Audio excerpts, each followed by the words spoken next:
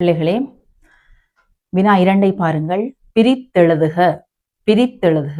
நாங்கள் சேர்த்து எழுதுறது பிரித்தெழுது படிச்சிருக்கிறோம். பாருங்கள். மணி யோசை. மணி யோசை. மணி யோசைன்னு சொன்னால் என்ன அர்த்தம்? மணி ஓசை. அப்ப எப்படி எழுத போறோம்? மணி சக ஓசை. மணி ஓசை. மணி சக ஓசை, மணி யோசை. அடுத்ததை பாருங்கள். மின்னோட்டம். மின்னோட்டம். மின்னோட்டம் எலக்ட்ரிக் பாஸ் பண்ற விதம். மின்னோட்டம். மின்னோட்டம்னு சொன்னா மின் சக ஓட்டம். மின் சக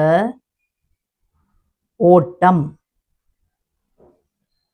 அவதானியங்கள். 300. 300. 100, 200, 300. 300 சொன்னால் அதுல என்ன வருது? 3 சக 100. 3 சக 100, 300. ஓகே. தீயணைப்பு. பாருங்கள். தீயணைப்பு. தீயணைப்பு படை தெரிந்தால் உங்களுக்கு. தீயணைப்பு அப்படின்னு சொன்னால் என்ன வரும்? தீ சக சக அணைப்பு. தீ சக அணைப்பு, தீயணைப்பு. ஓகே. முதல் உதவி. முதல் உதவி. ஒரு விபத்துக்குள்ளான ஆள, நோயுற்ற ஆள முதல் வீட்டுல செய்யற நாங்கள் முதலாவது உதவியை தான் முதல் உதவின்னு சொல்லுவோம். ஃபர்ஸ்ட் எய்ட் என்று ஆங்கிலத்துல சொல்வார்கள். இப்ப முதல் உதவி எப்படி பாதிக்கப்புறம்? முதல் சக உதவி.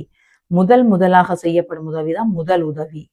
முதல் சக உதவி. முதலுதவி. ஓகே. அடுத்ததை பாருங்கள். உயிரிழப்பு. உயிரிழப்பு. விபத்துல நிறைய மக்கள் உயிரிழப்பு. உயிரிழப்பு என்று சொன்னால் என்ன? உயிர் சக இழப்பு. உயிர்கள் இழக்கப்பட்டிருக்கு. அப்ப உயிர் சக இழப்பு. உயிரிழப்பு. ஓகே. பாருங்கள். வினாஎண் 3. ஒத்த சொல் எழுதுக. அவதானியங்கள். ஒத்த சொல் எழுதுக. நாங்கள் அதுக்குரிய ஒத்த கருத்துடைய சொற்களை எழுத போறோம். நெருப்பு. நெருப்புக்கு என்ன ஒத்த சொல்? தீ. தீப்பெட்டி என்று சொல்லுவோம். பாத்துறீங்களா? தீப்பெட்டியே நெருப்பு பெட்டி. தீ. அக்கினி. அக்கினி. அக்கினி. அடுத்த அனல். அனலா கொதிக்குது என்று சொல்லுவோம். அனல். தீ, அக்கினி, அனல், நெருப்பு. அடுத்ததை பாருங்கள். கடிதம். கடிதம் என்று சொன்னால் என்ன? நாங்கள் எங்களுக்கு வர கடிதம். கடிதம் என்ன? முதலாவது மடல். என்ன? மடல். திருமுகம். என்ன சொல்லுவோம்? திருமுகம். திருமுகம். அடுத்த ஓலை என்று சொல்லுவோம். என்ன சொல்லுவோம்? ஓலை. திருமுகம், ஓலை, முடங்கல் என்றெல்லாம் பல பெயர்கள் எங்களோட கடிதத்துக்கு இருக்கு. நீங்க ஒரு 2 சொல் படிச்சு வச்சிருந்தா போதும் இந்த வயசுக்கு. கனவு. கனவு. கனவுக்கு முதல் இங்கிலீஷ் சொல்லுங்க. ட்ரீம். ட்ரீம் என்று சொல்லுவோம். ட்ரீம். உங்களுக்கு ட்ரீம் என்ன தெரியும், கனவு தெரியாது. அப்ப கனவு என்று சொன்னால் அதுக்குரிய தமிழ் ஒத்த சொல் சொப்பனம். கவனியுங்கள். சொப்பனம். சொப்பனம்.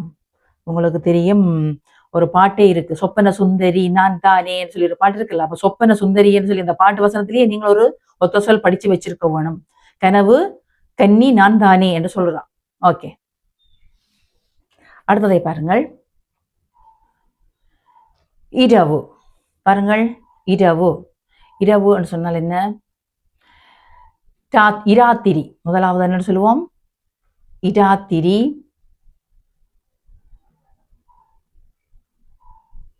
இராத்திரி. நிசி என்று கதைப்போம். என்ன? நிசி. நடு நிசி என்று சொன்னா நடுராத்திரி. நடுராத்திரி.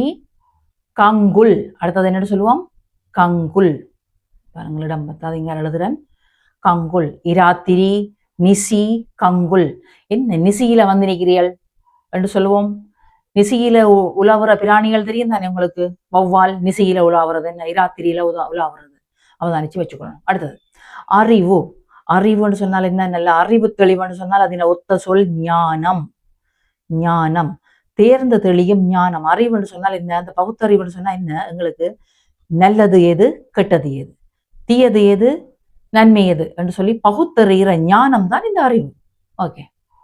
அவதானியங்கள். தரப்பட்ட கருத்துக்களுக்கு பொருத்தமான பழமொழிகளை எழுதுக.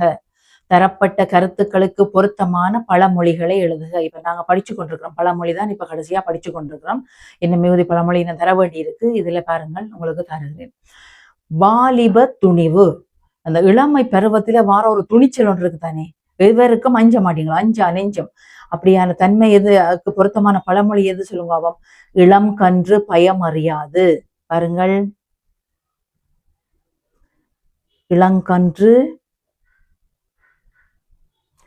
பயம் அறியாது. இளங்கன்று பயம் அறியாது. அடுத்தது மன வெளிப்பாடு.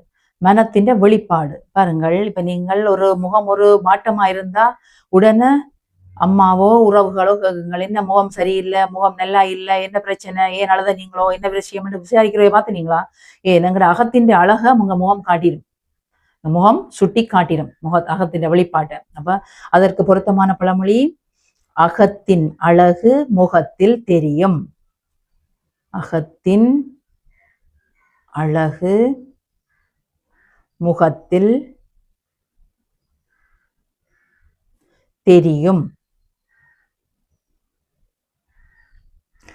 அடுத்தது பாருங்கள், அளவு கடந்த ஆசை துன்பம் தரும். அளவு கடந்த ஆசை துன்பம் தரும். சரியா? ஒரு விஷயத்துக்கு ஆசை ஆசை இருக்கணும். ஆனால் அளவு கடந்த ஆசை எங்களுக்கு ப்ராப்ளம் தான். எப்பவும் தீராத சில ஆசைகள் ஒரு தீமையத்தான் தரும். அப்ப அதற்குரிய ஒத்த பழமொழின்னு சொன்னோம், பேராசை பெரும் நட்டம். ஆரம்பத்தில் சொல்லிவிடும், பேராசை பெரும் தரித்திரம் என்றும் சொல்லுவார்கள். பேராசை பெருநட்டம், பேராசை பெரும் தரித்திரம் என்றும் சொல்வார்கள்.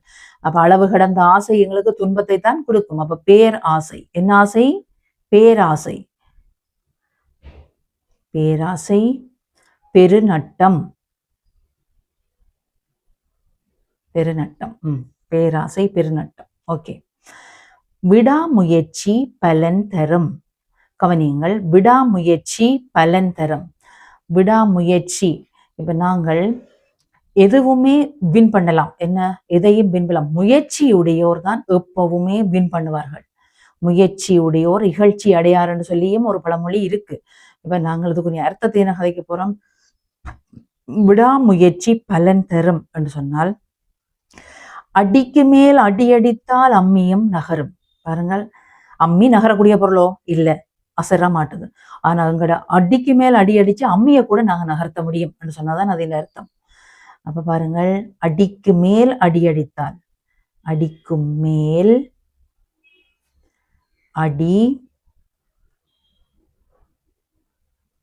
அடித்தால் அம்மியும்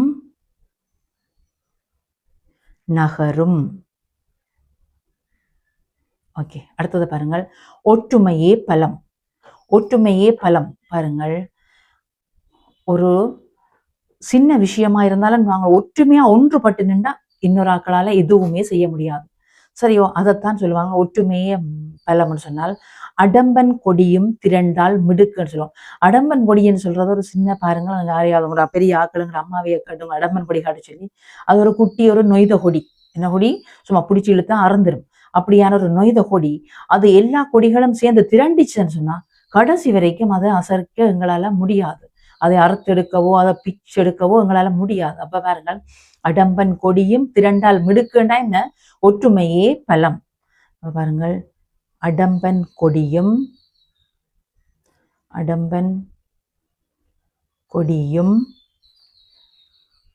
திரண்டால்